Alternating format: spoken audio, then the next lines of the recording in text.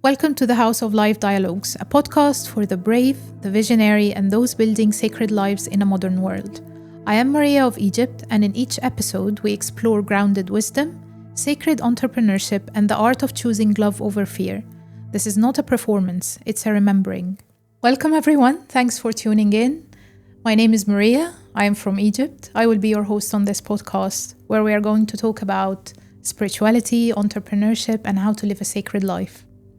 So a little bit about me. I was born and raised in Egypt. I trained to be a pharmacist in Egypt, and then I moved to the UK. I requalified here as a pharmacist. I worked with the elderly. I specialized in elderly mental health. I worked with people with dementia and Alzheimer's. I worked a lot with medication, got extensive knowledge about prescribing and de-prescribing medications. And then it felt a bit out of line for me because I wasn't really in tune with how we are prescribing drugs for people just to cope with the symptoms of whatever they're having.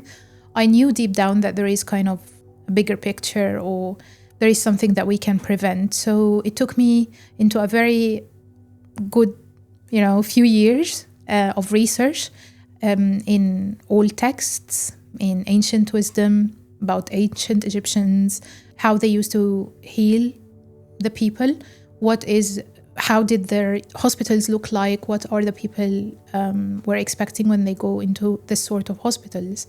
And then when I learned about it took me a few years, I realized that they have their temples guarded by the priest or the priestess or the doctors. And it's called Perang, which is the house of life. And they were treating the human in a holistic manner. So they didn't treat him as flesh and bones. They would treat the human energetically, emotionally, mentally, and physiologically, and other dimensions as well. They believe that we are multidimensional beings, and if there is a disease that is manifesting, that's because there is some sort of imbalance in one of those bodies. I think we are catching up to this now because we realize that there is a lot of emotions that when we don't know how to deal with them, they kind of fester in the body and then they create certain diseases like inflammation or autoimmune disease or even cancer. And there is a lot of people around the world that have tried to heal themselves through emotional regulation, through breath work, through other healing modalities. That, not to discredit medicine or science, I think it goes hand in hand. We are coming back to the knowledge of our ancient ancestors that the human being is holistic. We are not just flesh and bones. We are different multi-dimensional beings. And in order for you to heal a bit, you need to work through all layers of yourself.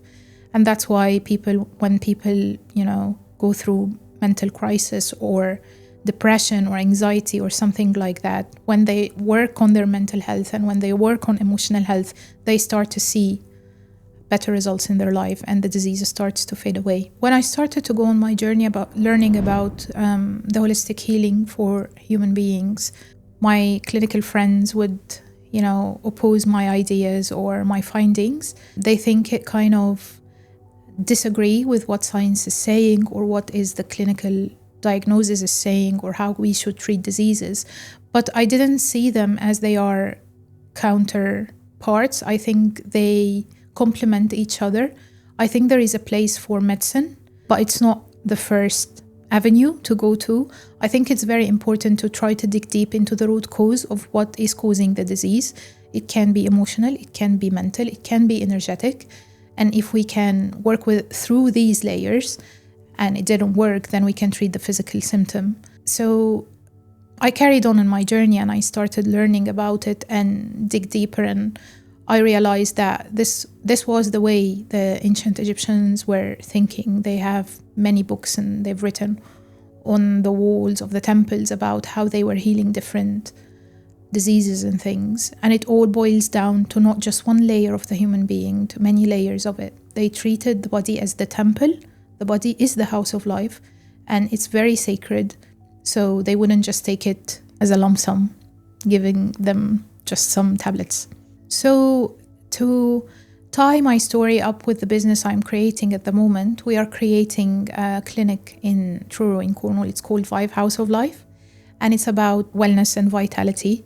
It's about how you can gain your energy back and how to feel in oneness with yourself through different healing modalities, clinical and holistic. And I came up with this concept through my own journey.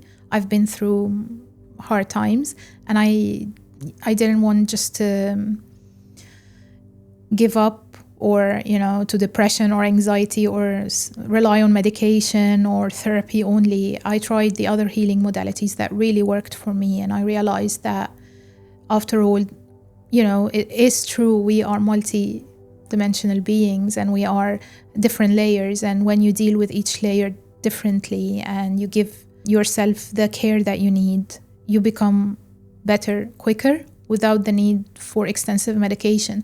So I created VYV House of Life in Truro as a clinic to start doing this and start to introduce this concept to the people, because it really helped me. Being in the early stages of creating something is quite challenging, because you only run on your vision and your faith. And your certainty that it does work. So it's very difficult when the people around you don't really validate how you are going about it. But I didn't see this as a setback. I saw this challenge as a chance for me to expand and to believe in my vision. And the more I believed in the vision, the more things starts to align to create it. Things becomes easier. So let's talk about transformation. It's a very big word. What does it really mean to transform? I think from my own experience, it started with awareness. I started to realize that I'm out of alignment. I'm just acting for validation. I'm trying to be the good girl, fitting in, people pleaser. Didn't really work well for me. So I decided to take accountability and own what I really believe in. Wasn't easy. It's very important. However, it showed up in my life in a transformative way.